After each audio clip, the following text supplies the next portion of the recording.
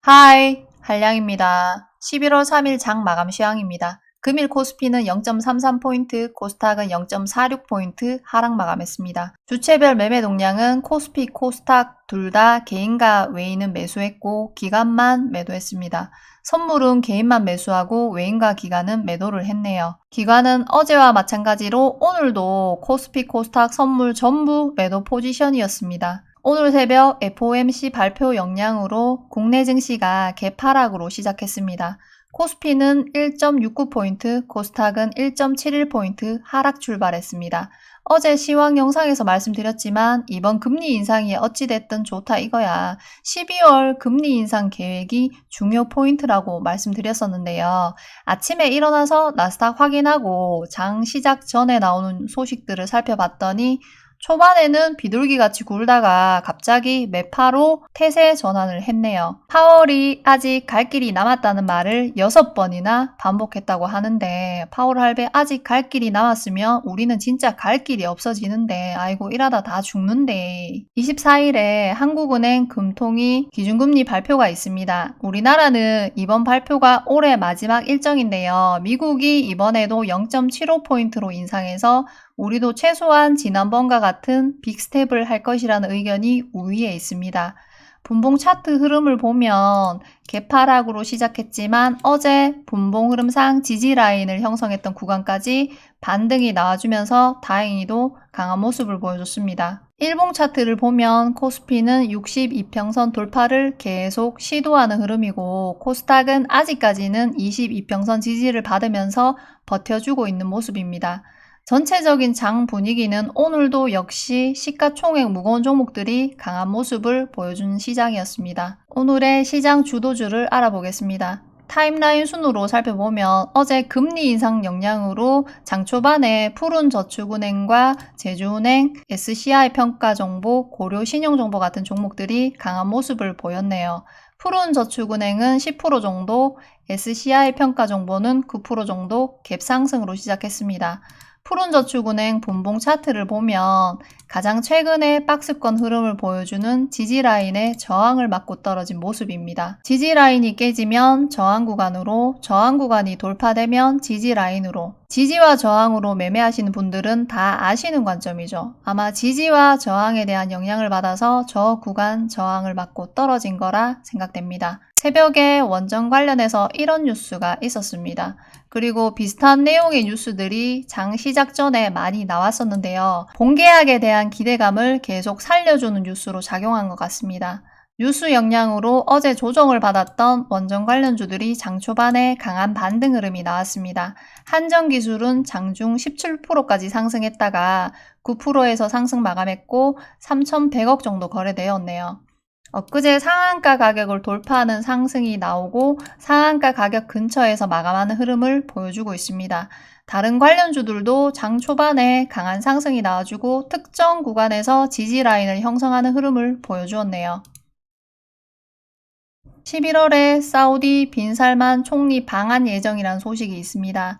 내용 관련 협의를 할 것으로 예상되는데 협의 내용 중에 수소산업 관련해서 협의할 가능성이 있다는 소식이 들리면서 퓨어셀 관련 종목들이 상승하는 흐름이 나왔네요. 지난 영상에서 말씀드렸지만 네옴시티가 신재생 에너지 도시를 계획하고 있어서 만들어진 재료네요. 근데 보시면 최근 네옴 관련주로 상승하는 종목들에 비해서 거래 대금이 많이 발생하진 않았습니다.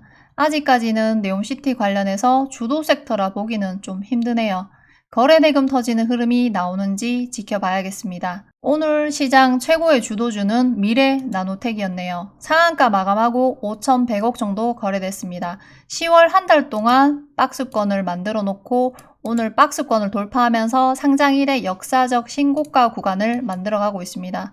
가장 최근에 있었던 재료가 2차전지 음극재 소재 관련 사업을 하는 한국메탈실리콘 인수합병 진행 중이라는 재료가 있었는데요. 미래나노텍은 올 1월에 미래첨단 소재를 인수하면서 양극재 소재 사업으로 사업 영역을 확대했습니다. 그리고 지난달에 한국메탈실리콘 합병을 위해서 실사를 진행 중이라고 했는데 한국메탈실리콘까지 인수를 한다면 양극재, 음극재 두 가지 사업을 모두 다루는 회사가 되겠네요.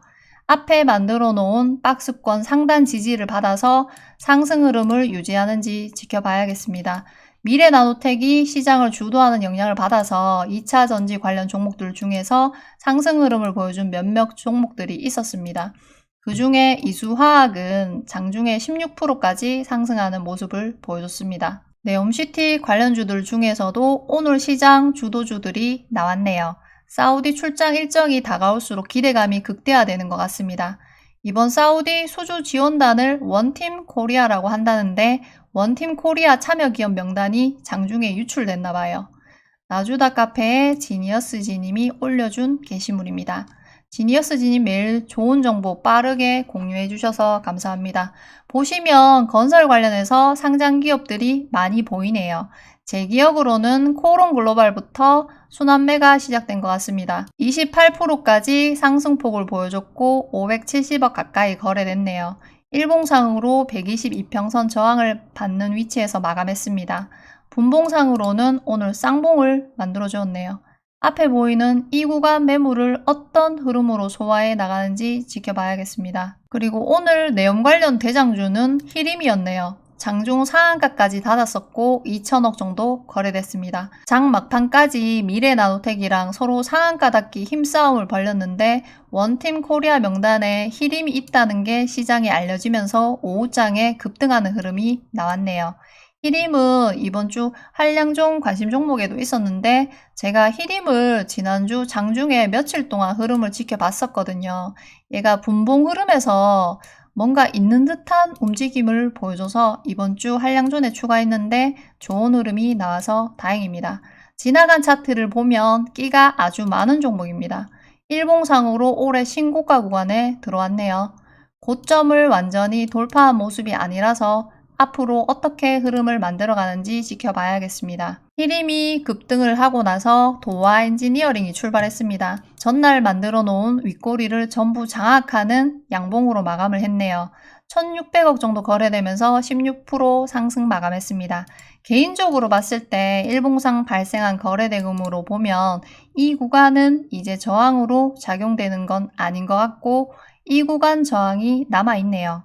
기존의 네옴시티 대장주 중 하나인 유시는 오늘 조용했네요. 그리고 한미글로벌은 어제 음봉을 회복하는 양봉을 만들어서 마감했습니다. 원팀 코리아에 한미글로벌도 있었는데 원조 대장주는 역시 쉽게 죽지 않네요. 그리고 시장의 내용 관련주들로 돈이 몰리니까 관련주들 중에서 성신양의 세아특수강도 오늘 어느 정도 상승폭을 보여주었네요. FOMC가 금리 인상 속도를 유지한다는 입장을 밝히면서 증시 반등에 브레이크가 걸린 상황입니다. 장중 매매를 하면서 느끼시겠지만 시장의 내용 관련주나 기존의 거래 대금이 엄청 많이 발생한 몇몇 종목들 말고는 겨우겨우 버티고 있는 모습을 보여주고 있네요. 최대한 돈이 몰리는 섹터에서 매매를 하는 게 좋을 것 같습니다.